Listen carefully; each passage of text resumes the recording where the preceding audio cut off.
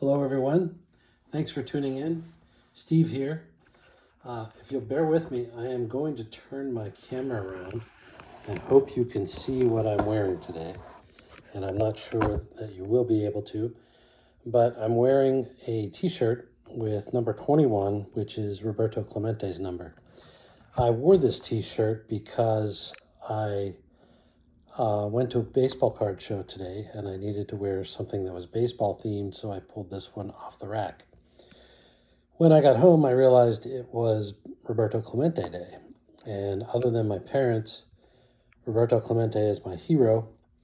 He gave his life helping other people and was really a role model for all of us, notwithstanding the fact he was a great baseball player.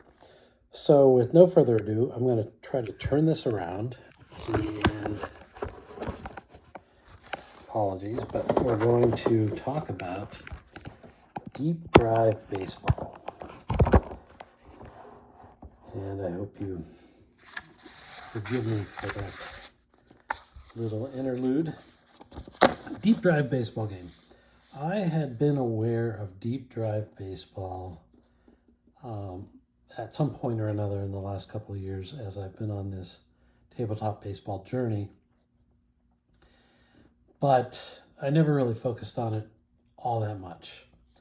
But I had the pleasure of participating in a webcast that was put on by the SABR Gaming and Simulations group, and the creator was interviewed as part of that webcast, and I think it was a great episode, one of their better ones, and I got to learn more about the deep drive baseball game.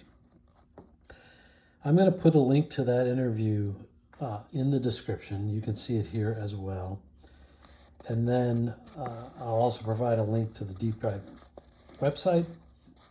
I'm going to provide a link to Kurt Bergland's video on version 3 of the game, which is the current version. And then a couple of links here to the Delphi forum and the Facebook group for the game. The reason why I'm particularly emphasizing these links is I'm going to try to keep this video relatively short and sweet. As always, I make these decks available on Google Drive. You just have to reach out to me, probably via email, to let me know you want access to the Google Drive. Please comment if you have any comments on Deep Drive Baseball. And then you can like and subscribe if you want. But the comments are really what I live for. So I may come back to this in a minute. But deep drive baseball. So let's see what's the best way to display this. As you know, if you watch my videos, production quality isn't my focus. The content is really my focus. With no further ado, to me, one of the key elements of deep drive baseball is that it has what I call a modified 50-50 game engine. And what I mean by that, the main aspect of this is that unlike normal 50-50 engines, there are adjustments for outlier performances. So you have the classic Nellie Fox, who hardly ever struck out.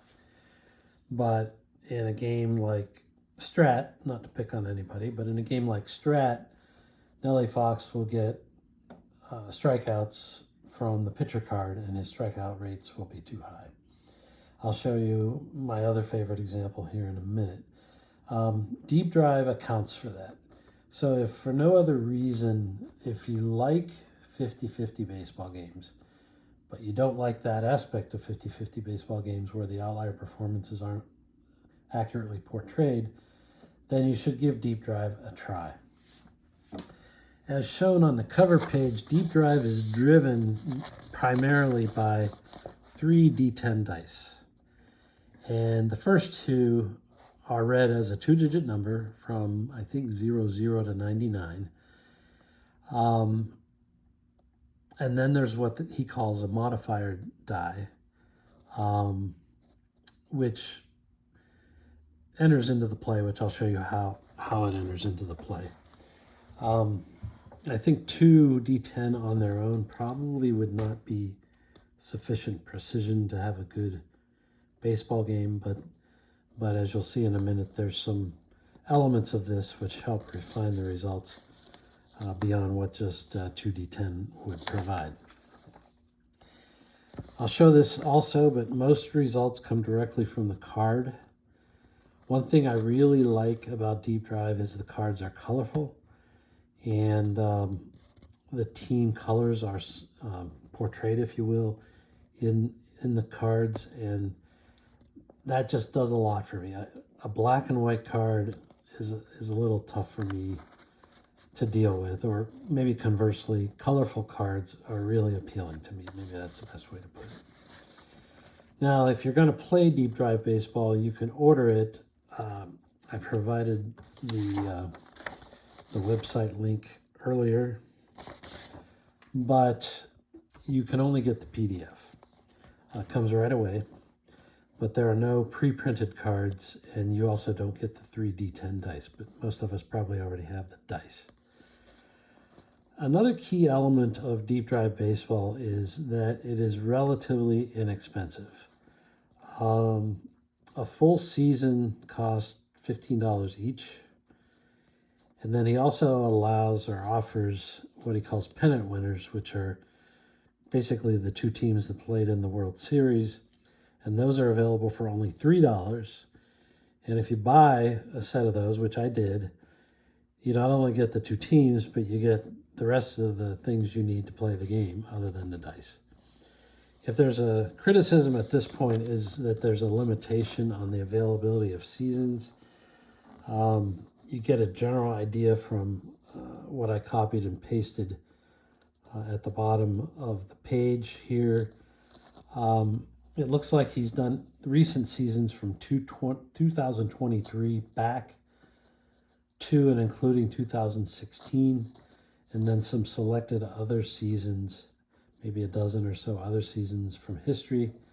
And I believe he took some input as to what seasons to make, and most recently made 1975, pretty much based on a poll he took of the people who follow his page. So that's Deep Drive Baseball. How does it work? So there's a pitcher card, a batter card, and a stadium card. And as I mentioned, you roll the 2 D10 dice, and if the 2 D10 range from 00 to 49, you read off the batter card. And if they range from 50 to 99, you read off the pitcher card. So in that respect, it is a pure 50-50 system. However, whether it's the pitcher or the batter, I think the pitcher as well, if that player did not have a lot of that particular type of result, then there's a chance to override the result that comes from the opposite player. What do I mean by that? So let's say Jim Palmer rolls a 60. Well, that would be a walk. But you come over here and you see Manny Sanguillen has this rare 2 thing beside his walk result.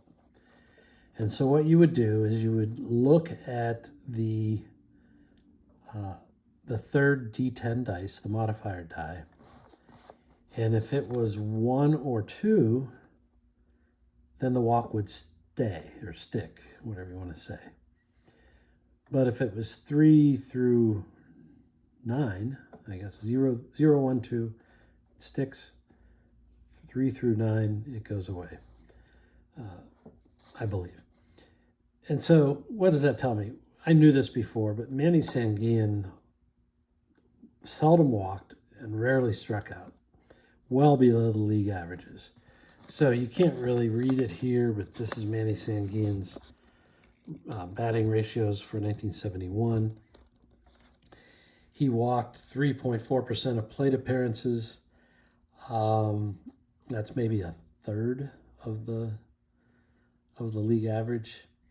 And then he struck out 5.7% of the time, and the league average maybe, I don't know, it was 12 or 15%. I forget what it was in 1971, but in either case, he was below the league average, and he was so far below the league average that the way the 50-50 math works, he not only has no walk result or strikeout result on his card, but not only that, he takes away walk or strikeout results from the pitcher.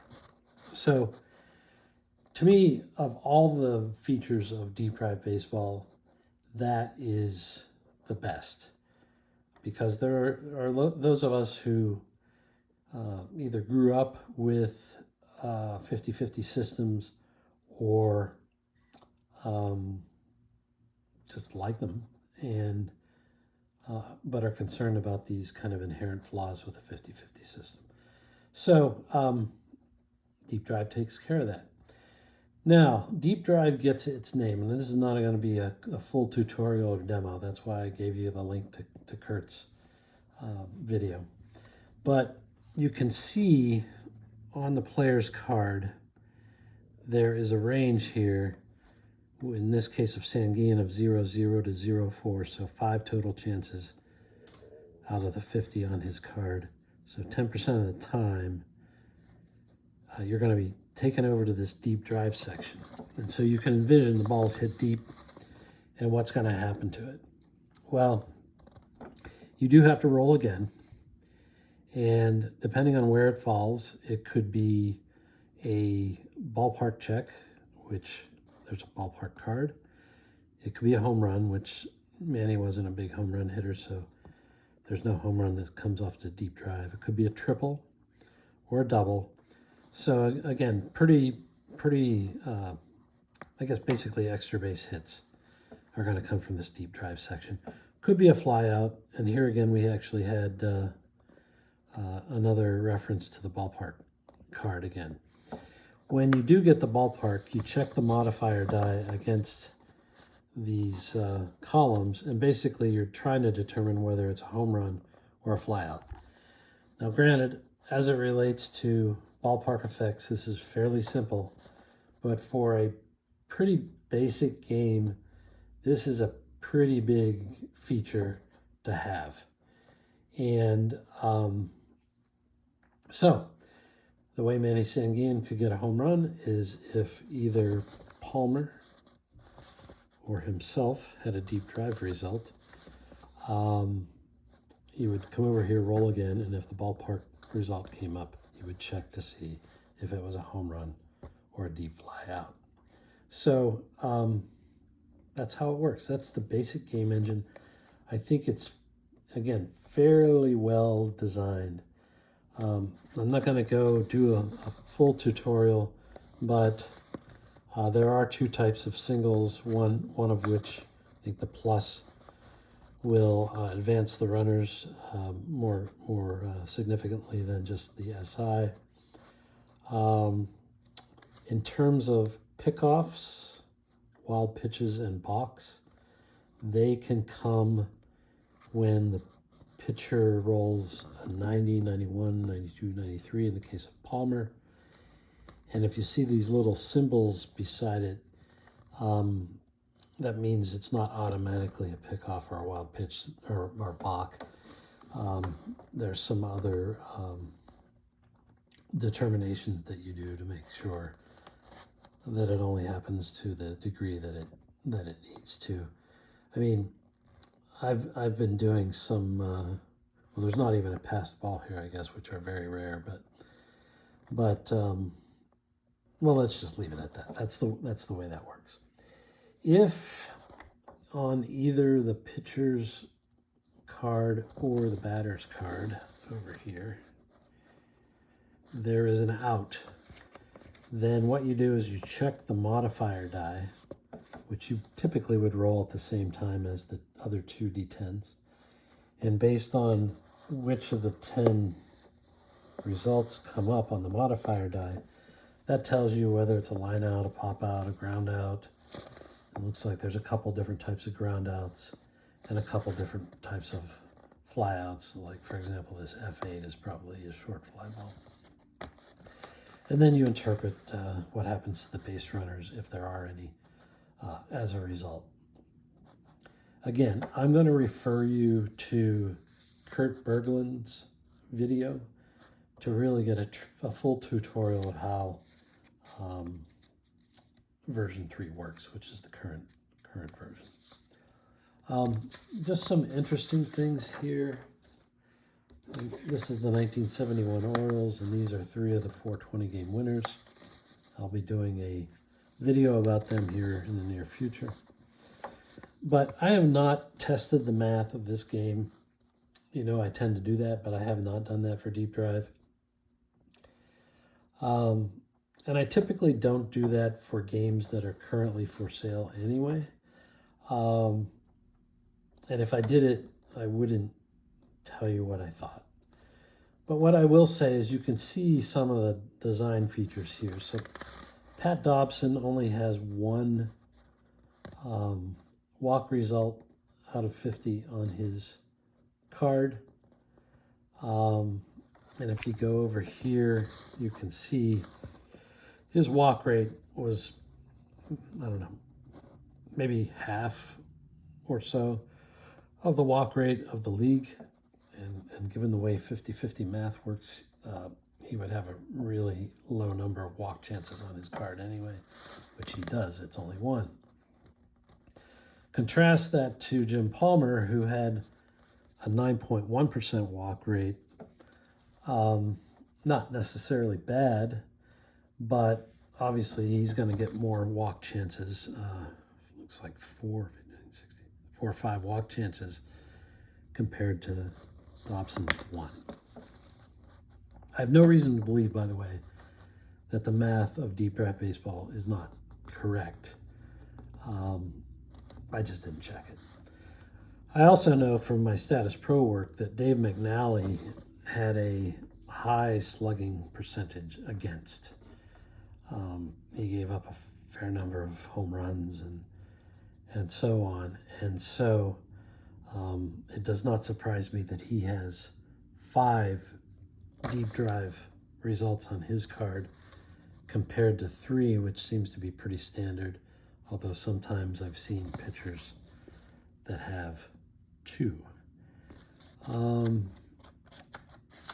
Maybe with that, I will just show you a couple of things that I've printed out.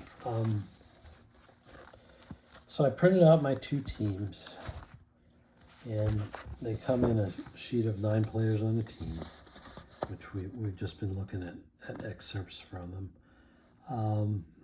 And then you would just cut them out yourself on the dotted lines. There are maybe 15 position players, maybe 16 maybe, it looks like. And then the pitchers start, although one interesting feature here is for Mike Cuellar, and Mike Cuellar only, he gave him his own batting card. When you buy the full season, I'm not sure what you get. You may get even more players than the core that I'm showing you here. But this card here is Mike Cuellar's hitting card, and then this is his pitching card. So I do know in 1971, Jim Palmer hit 200. And so he might have been a candidate for his own batting card as well. But you get 10 or 12 pitchers as well. Here's the last page of pitchers, 9 on this page. And in the 70s, that's pretty much what you need, to be honest. And then, of course, their opponents, the 71 Pirates. And so, again, the team colors show up. We already looked at Manny Sanguillen. Here you have Clemente. Apparently he never got hit by a pitch, so he's never going to get hit by a pitch in deep drive. You've got Willie Stargell. He hit 48 home runs that year. You can see that if you get a deep drive for Stargell, probably 2/3 of the chances are going to be home runs at that point, if you see there. And a lot of them are doubles. So he doesn't need the ballpark to hit home runs. So kind of interesting. So the other thing is, in addition to the individualized pitcher hitting cards, they have 9 different standard ones. And they vary, I think, by batting average and by power. So they go from AAA down to X. And so, yeah, so the X is really bad. They only have an .022 batting average. So, actually, there are very few pitchers that are really that bad. Interestingly, I know Luke Walker was a bad hitting pitcher, and I was a little surprised, bear with me here, I was a little surprised that he was not given one of those low pitcher hitting cards. I believe the C up here is what designates which pitcher hitting card he gets. But again, the purpose of this is not to be critical. It's just to make you aware of this game. I think it's a great value. I'm looking forward to playing a game just to see how the feel goes. I'm not sure if you can really see this. I experimented with a public domain word cloud, as they call it. But this game has most of the features you would look for in a game. And I'll tell you a few that it doesn't.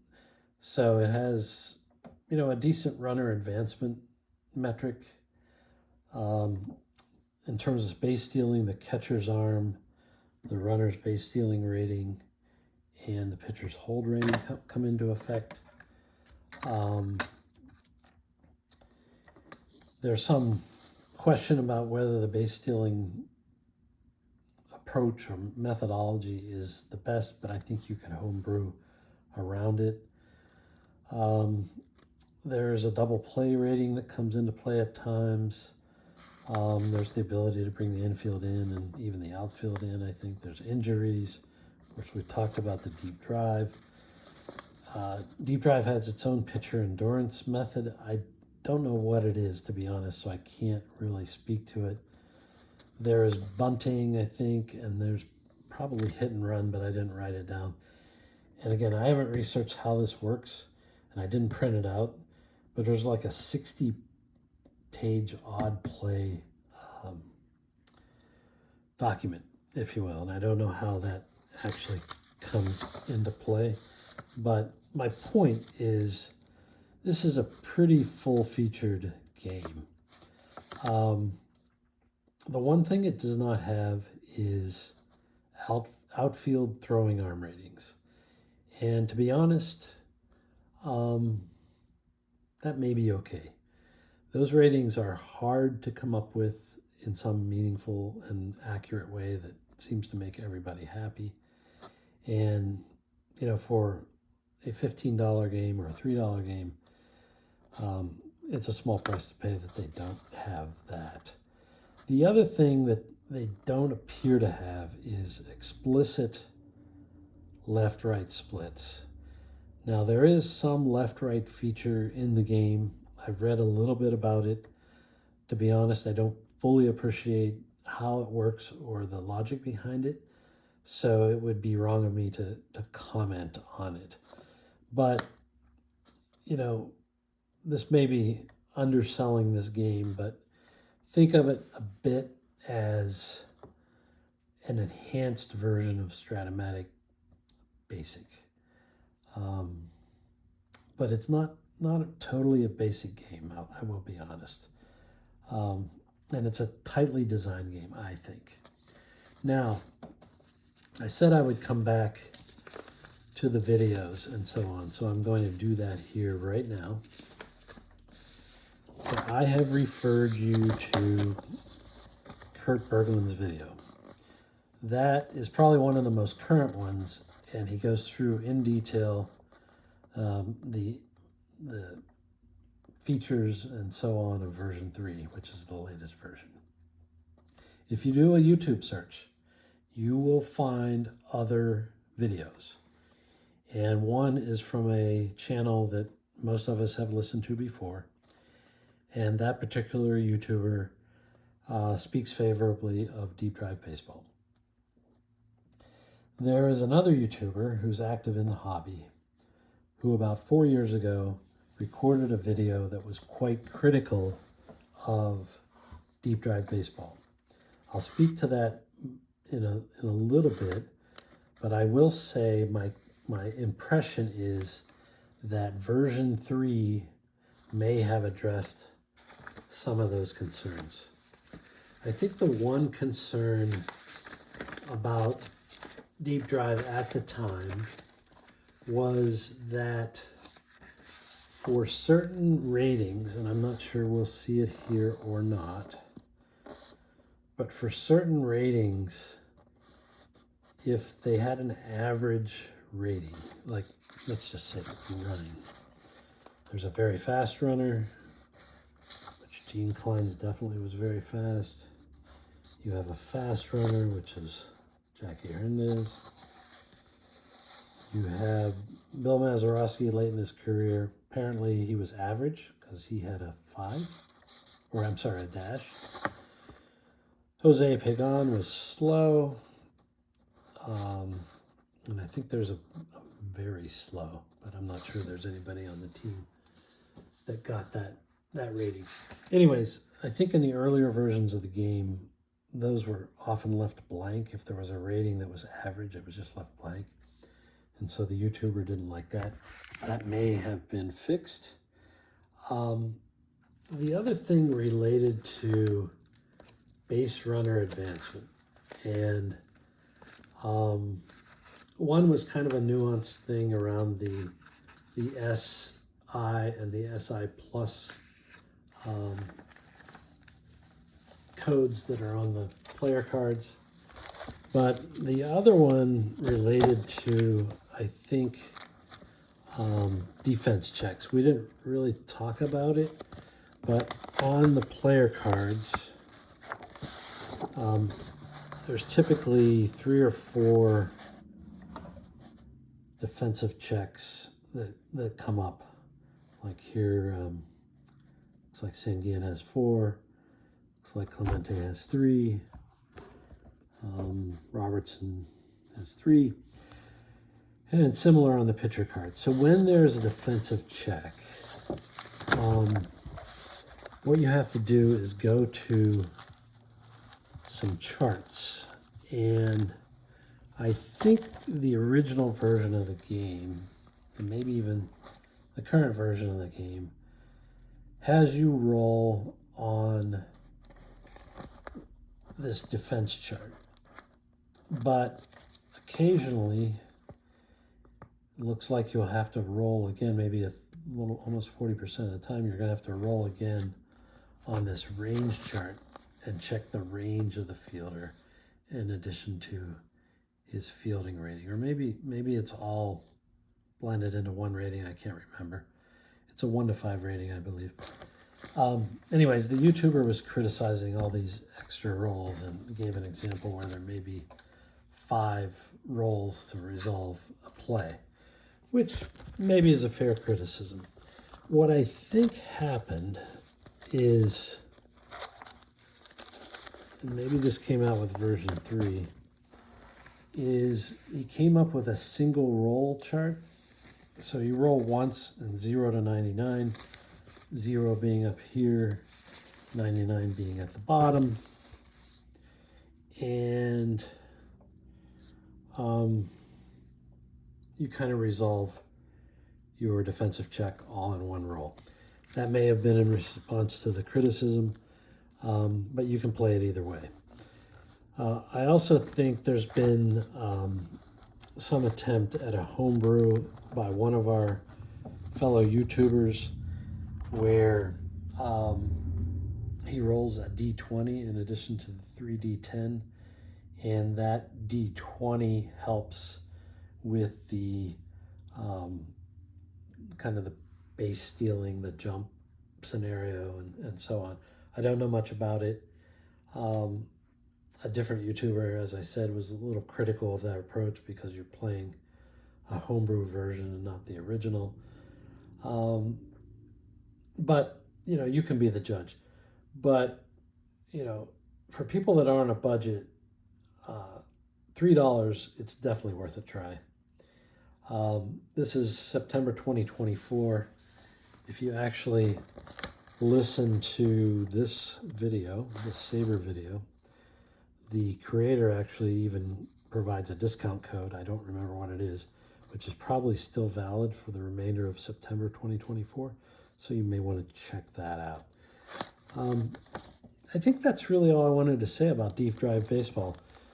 It's definitely a project of love by this longtime gamer. I think he's a little bit like me in terms of he has a long history, maybe longer history of analyzing games, and he's tried to incorporate a lot of things into one single game. So give it a try. Let me know what you think.